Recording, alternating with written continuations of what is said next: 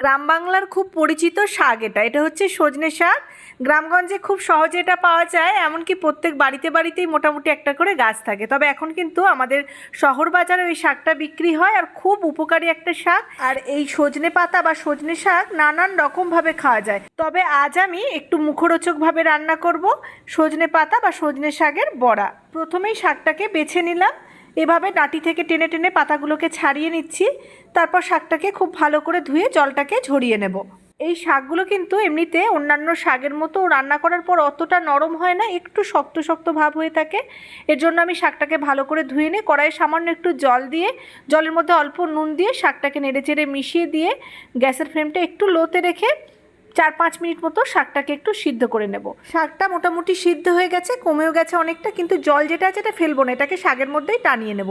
এবার একটা বাটির মধ্যে 2 টেবিল চামচ বেসন নিয়ে নিলাম, আর 1.5 টেবিল চামচ মতো চালের গুঁড়ো, অল্প হলুদ, পরিমাণ মতো নুন আর লঙ্কার গুঁড়ো দিয়ে ভালো করে একটু মিশিয়ে নিয়ে সিদ্ধ করে রাখা শাকগুলোকে দিয়ে দেবো। এবার অল্প অল্প জল দিয়ে খুব ভালো করে মাখবো, তবে একদম টাইট করে, যেন পাতলা না হয়ে যায়। আর জল যেটা ব্যবহার করছি সেটা আমি ফ্রিজের ঠান্ডা জল ব্যবহার করছি, এতে বড়াগুলো খুব মুচমুচে হবে। এরপর কড়াইয়ে ভালো করে তেলটা গরম করে নিয়ে চ্যাপটা চ্যাপটা করে বড়ার আকারে গড়ে নিয়ে গরম তেলের মধ্যে দিয়ে গ্যাসের ফ্লেমটাকে লো টু মিডিয়ামে রেখে উল্টে পাল্টে বড়াগুলো একদম লাল লাল করে ভেজে তুলে নেব।